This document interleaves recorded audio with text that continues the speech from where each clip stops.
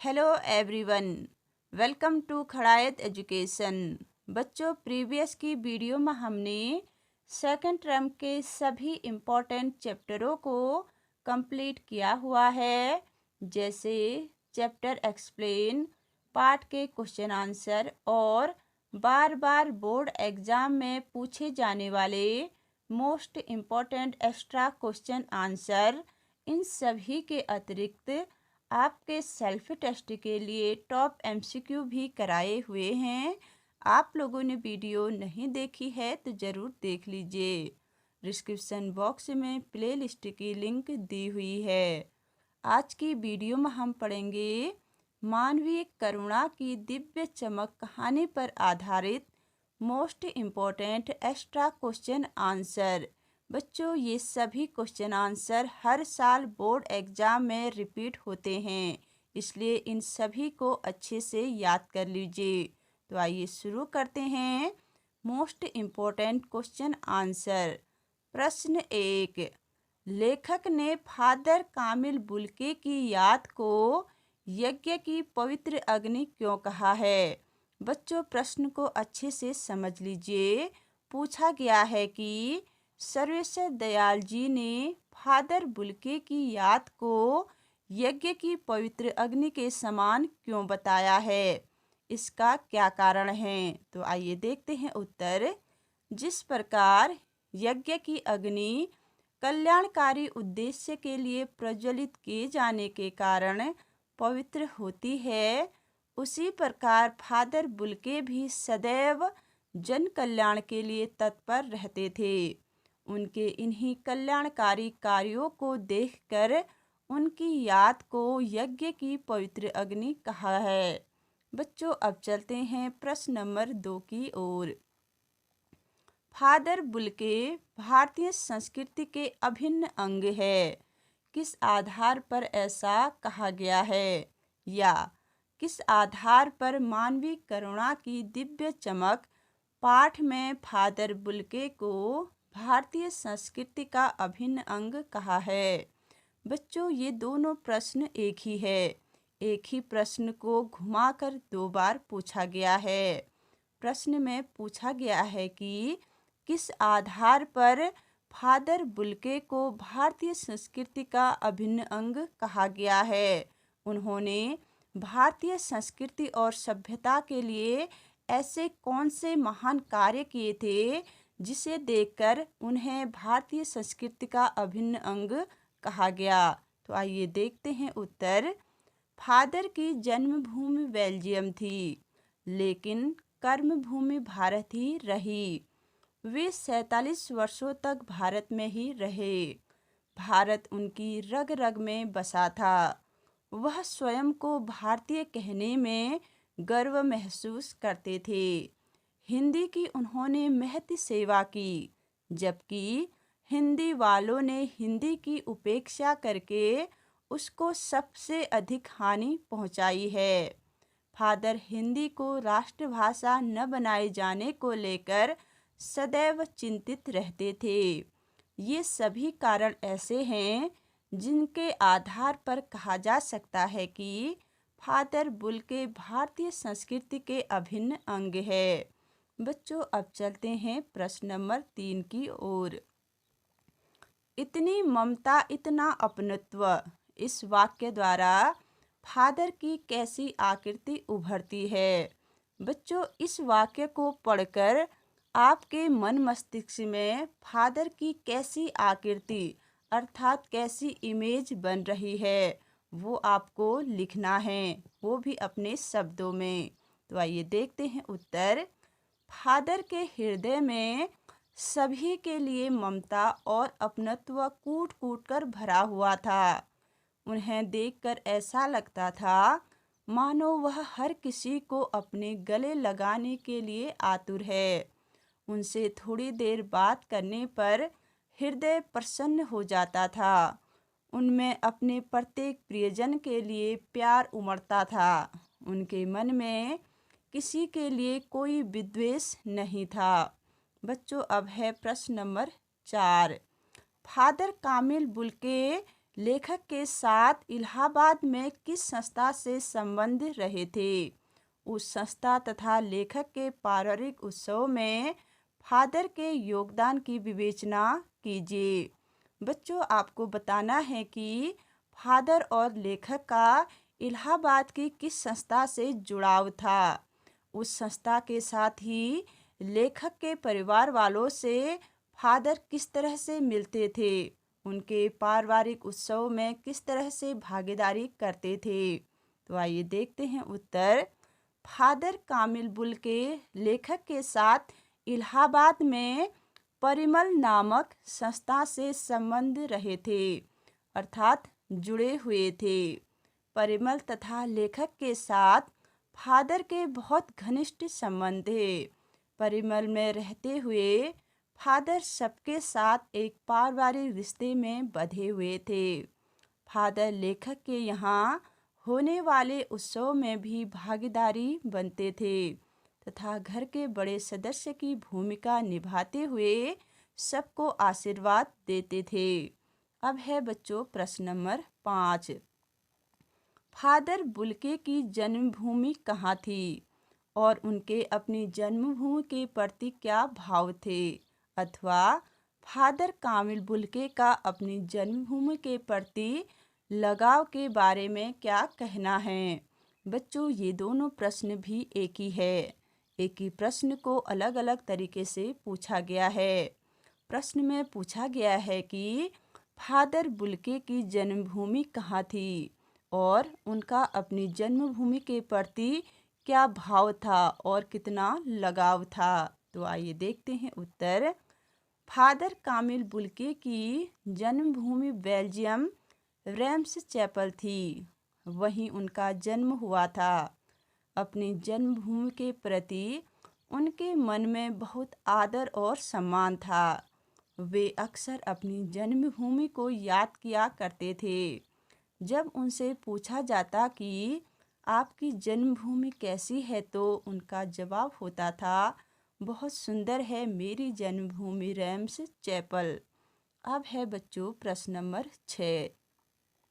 Father Bulcke ने सन्यासी की परंपरागत छवि से अलग एक नई छवि प्रस्तुत की है। कैसे? बच्चों, फादर जो है एक सन्यासी थे, लेकिन परंपरागत सन्यासियों जैसे नहीं। परंपरागत सन्यासी कैसे होते हैं?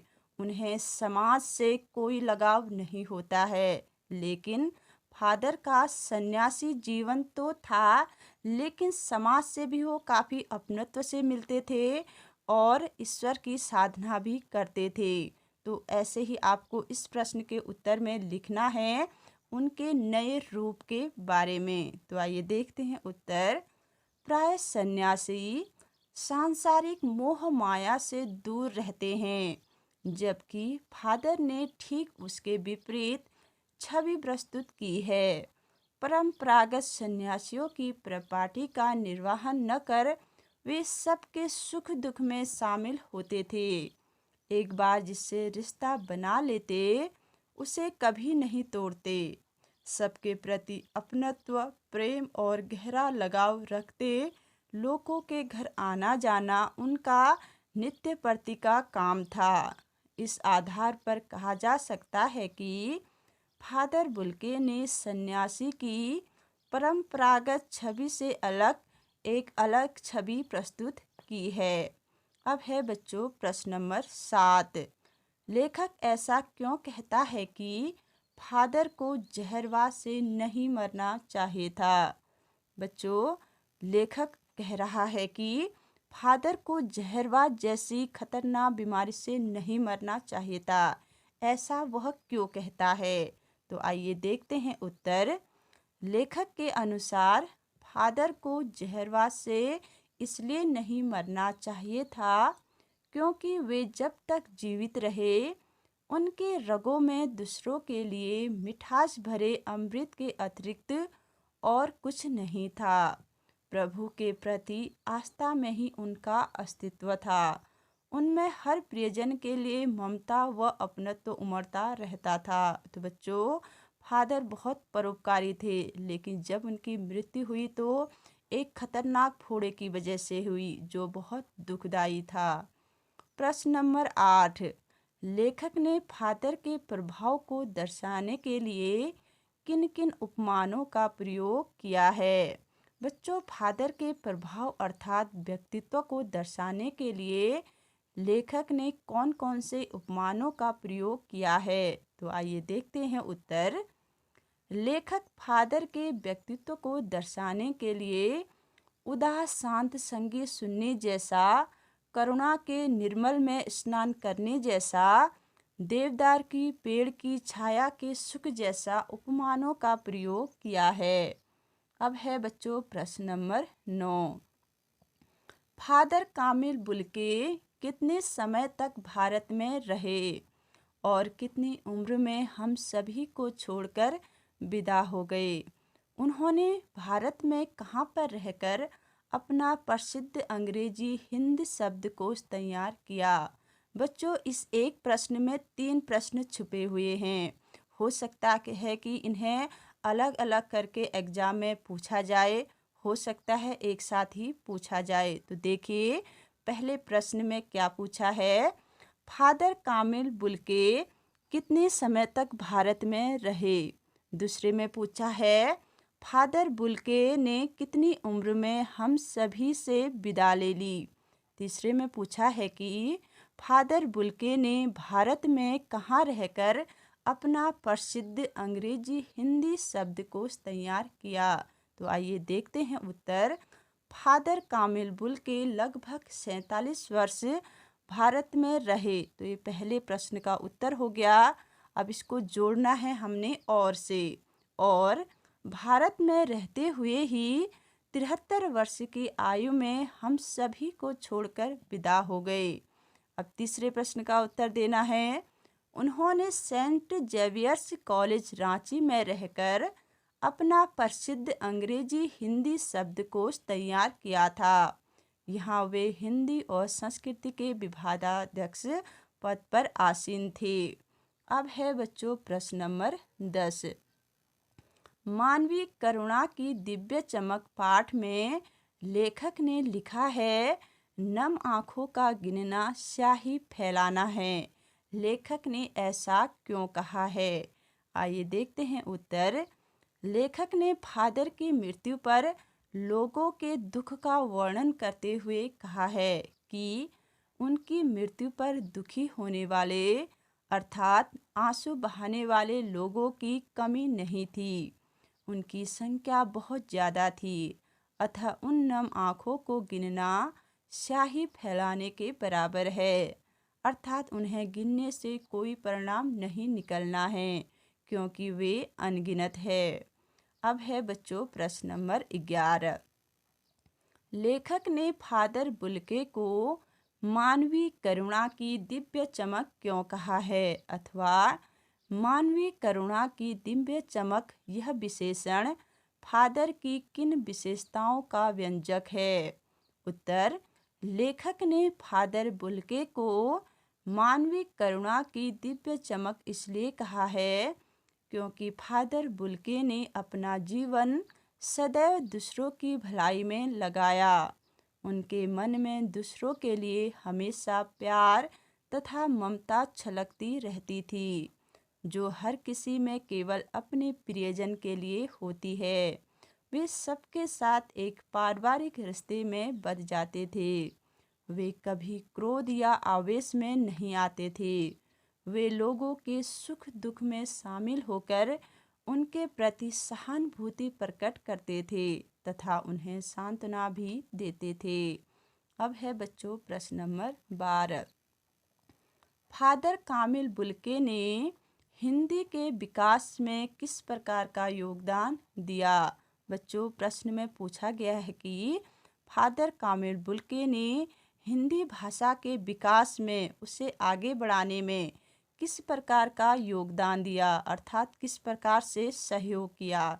तो आइए देखते हैं उत्तर। फादर कामिल बुल्के ने हिंदी के विकास में अनेक प्रकार से योगदान दिया। सबसे पहले उन्होंने हिंदी साहित्य के ज्ञान में वृद्धि की। उन्होंने राम कथा के आरंभ और विकास पर शोध ग्रंथ लिखा। उन्होंने हिंदी में बाइबिल का अनुवाद करके भारतवासियों को ईसाई धर्म के बारे में पढ़ने का अवसर दिया। उन्होंने एक नाटक का भी हिंदी में अनुवाद किया। अंग्रेजी हिंदी का सबसे प्रामाणिक कोश भी उन्होंने तैयार किया। वे जीवन भर हिंदी पढ़ते पढ़ाते रहे। वे रांची के सेंट जेवियर्स कॉलेज में हिंदी विभाग के अध्यक्ष बने। उससे भी बढ़कर उन्होंने हर मंच पर हिंदी को राष्ट्रभाषा बनाने की जोरदार आवाज़ उठाई है। अब है बच्चों प्रश्न नंबर 13। इस पाठ के आधार पर फादर कामिल बुल्के की जो छवि उभरती है उसे अपने शब्दों में लिखिए। बच्चों, इस पूरी कहानी को पढ़कर आपके सामने फादर की कैसी छवि अर्थात इमेज बनती है कि वो कैसे व्यक्ति थे, उनका कैसा व्यवहार था, वो सब अपने शब्दों में लिखना है। आप चाहे तो पैराग्राफ में लिख सकते हैं, आप चाहे तो पॉइंट बनाकर भी लिख सकते हैं। हम पॉइंट बनाकर लिख रहे हैं। चले देखते हैं उत्तर। प्रस्तुत पाठ के आधार पर फादर कामिल बुल्के की निम्न छवि उभरती है। पहला, फादर कामिल बुल्के विदेशी होते हुए भी सच्चे अर्थों में एक भारतीय थे।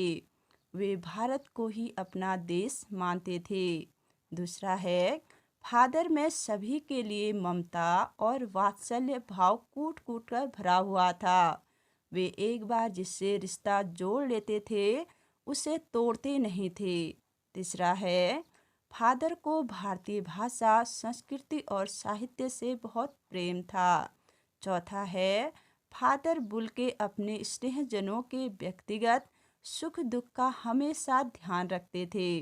पांचवा है, फादर बुल्के हिंदी के प्रकांड विद्वान थे एवं हिंदी के उत्थान के लिए सदैव तत्पर रहते थे। अब है बच्चों प्रश्न नंबर 14। लेखक ने फादर को किस बात पर झुंझलाते और दुखी होते हुए देखा, अथवा फादर बुल्के की सबसे बड़ी चिंता क्या और क्यों थी, अथवा फादर बुल्के को हिंदी के बारे में क्या चिंता थी। बच्चों, ये तीनों प्रश्न एक ही है, लेकिन तीनों प्रश्नों में एक ही बात को अलग अलग तरीके से घुमाकर पूछा गया है। हो सकता है कि एग्ज़ाम में भी आपसे ऐसे ही घुमाकर पूछे, तो वहाँ पर आपने प्रश्नों को अच्छे से समझना है। इस प्रश्न में पूछा गया है कि फादर बुल्के ने किस बात पर झुंझलाते और दुखी होते हुए देखा है। लेखक ने फादर को किस बात पर झुंझलाते और दुखी होते हुए देखा है, क्योंकि फादर एक शांत स्वभाव के व्यक्ति थे। कभी किसी पर क्रोध नहीं करते थे, लेकिन कभी कभी वे झुंझलाते थे और दुखी भी रहते थे। उसका क्या कारण है उसे आपने लिखना है। आइए देखते हैं उत्तर में। फादर बुल्के की चिंता हिंदी को राष्ट्रभाषा के रूप में देखने की थी। इस विषय में वो हर मंच पर अपनी तकलीफ का वर्णन किया करते थे और इसके लिए अकाट्य तर्क दिया करते थे। संभवतः यही एक ऐसा प्रश्न था जिस पर लेखक ने उन्हें झुंझलाते और दुखी होते हुए देखा है। उन्हें इस बात का बहुत दुख था कि हिंदी बोलने वालों के द्वारा ही हिंदी की उपेक्षा की जा रही है। ये बहुत गलत बात है बच्चों। हमें अपनी भाषा का सम्मान करना चाहिए, क्योंकि हमारे भारत की सभ्यता और संस्कृति विश्व अन्य कहीं जगह में नहीं है। अब है बच्चों प्रश्न नंबर 15। फादर बुल्के ने भारत में रहते हुए हिंदी के उत्थान के लिए क्या कार्य किया। बच्चों, प्रश्न में पूछा गया है कि फादर बुल्के ने भारत में रहकर हिंदी भाषा के विकास के लिए कौन कौन से कार्य किए। आइए देखते हैं उत्तर। फादर बुल्के ने भारत में रहते हुए हिंदी के उत्थान के लिए निम्नलिखित कार्य किए अर्थात विकास के लिए। जैसे पहला, फादर ने वर्ष 1950 में प्रयाग विश्वविद्यालय के हिंदी विभाग में रहकर रामकथा उत्पत्ति और विकास नामक विषय पर शोध किया। दूसरा, फादर ने मॉरिस मैट्रिन द्वारा लिखित प्रसिद्ध नाटक ब्लूबर्ड का हिंदी रूपांतरण नीलपंछी नाम से किया। बच्चों, मॉरिस मैट्रिन यह बेल्जियम के एक कवि थे। इन्होंने नाटक लिखा था ब्लूबर्ड, इसका हिंदी रूपांतरण किया फादर बुल्के ने। सेंट जेवियर्स कॉलेज में हिंदी तथा संस्कृत विभाग के विभागाध्यक्ष होकर अपना प्रसिद्ध अंग्रेजी हिंदी शब्दकोश तैयार किया, अर्थात डिक्शनरी तैयार की, जो सबके लिए बहुत उपयोगी है। अब है बच्चों प्रश्न नंबर 16। आपके विचार से बुल्के ने भारत आने का मन क्यों बनाया होगा? बच्चों, आप लोग सोचिए कि फादर ने भारत आने का मन क्यों बनाया होगा जबकि वे बेल्जियम में इंजीनियरिंग की पढ़ाई कर रहे थे। तो आइए देखते हैं उत्तर। बुल्के जब इंजीनियरिंग के अंतिम वर्ष में थे तब अचानक ही उन्होंने सन्यासी बनने एवं भारत आने का निर्णय कर लिया था। भारत आने का विचार अचानक ही बुल्के के मन में नहीं उठा होगा।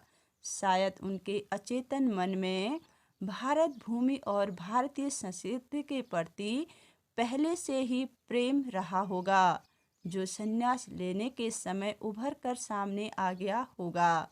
अब है बच्चों प्रश्न नंबर 17। फादर बुल्के की मृत्यु से लेखक आहत क्यों था? पूछा गया है कि फादर की मृत्यु से लेखक इतना दुखी क्यों था, क्या कारण था? तो आइए देखते हैं उत्तर।